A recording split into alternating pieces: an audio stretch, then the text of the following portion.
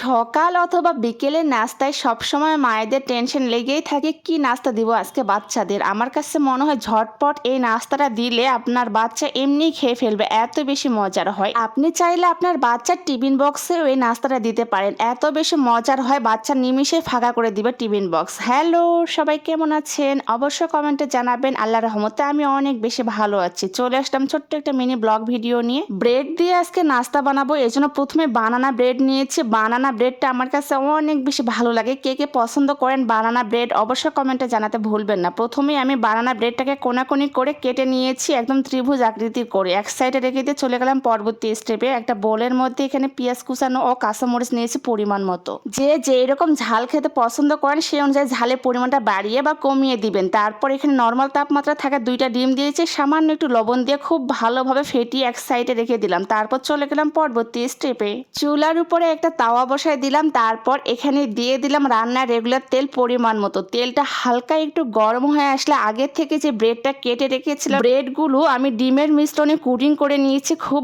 ভালোভাবে। তারপর খুব সাবধানে আমি তেলের মধ্যে ছেড়ে দিব, যাতে হাতে কোনোভাবে তাপ না লাগে, কারণ তাপ লাগলে হাতটা একদম পুড়ে যাবে এবং অনেক বেশি জ্বালা পোড়া করবে। সবগুলো ব্রেড আমি ভালোভাবে কুটিং করে তেলের মধ্যে দেওয়ার পর উপরের দিক থেকে আমি ডিমের ও কাঁচামরিচের অংশটা উপরের দিক থেকে দিব, তাহলে দেখবেন খেতে বেশি ভালো লাগবে। সকাল ও বিকেলে নাস্তায় এইরকম একটা নাস্তা আপনি চায়ের সঙ্গে দিতে পারেন, অনায়াসে যে কেউ পছন্দ করবে। আমার কাছে মনে হয় ঝাল ঝাল এই নাস্তাটা অনেক বেশি মজার হয়, আর আপনার বাচ্চাও অনেক মজা করে খেয়ে নিবে। মিষ্টি খেতে অনেক বাচ্চাই পছন্দ করে না, তখন তারা নাস্তা খেতে ভালোবাসে না। আমার কাছে মনে হয় ডিমের ও কাঁচামরিচের এই মিশ্রণের মধ্যে আপনি ব্রেডটা দিয়ে ভেজে দিবেন, এই টোস্টটা খেতে তারা এত বেশি পছন্দ করবে। বাসায় একবার হলেও ট্রাই করে দেখবেন, আমার তো অনেক বেশি পছন্দ।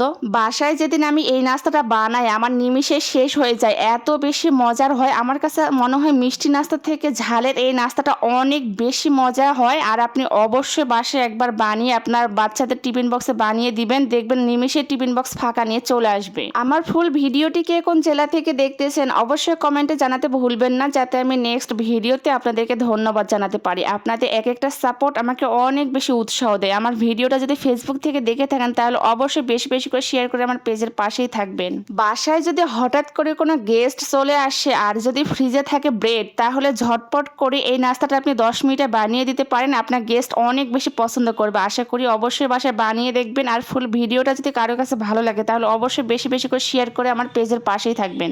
ব্রেডগুলো দেওয়ার পর 2 সাইডেই আমি কাঁটা চামচের সাহায্যে ব্রাউন কালার করে ভেজে নিয়ে উঠিয়ে নিব। এই তো তৈরি হয়ে গেল ঝটপট একদম ব্রেডের ঝাল ঝাল নাস্তা। অবশ্যই বাসায় বানিয়ে দেখবেন আর ভিডিওটা ভালো লাগলে শেয়ার করবেন। Thanks for watching.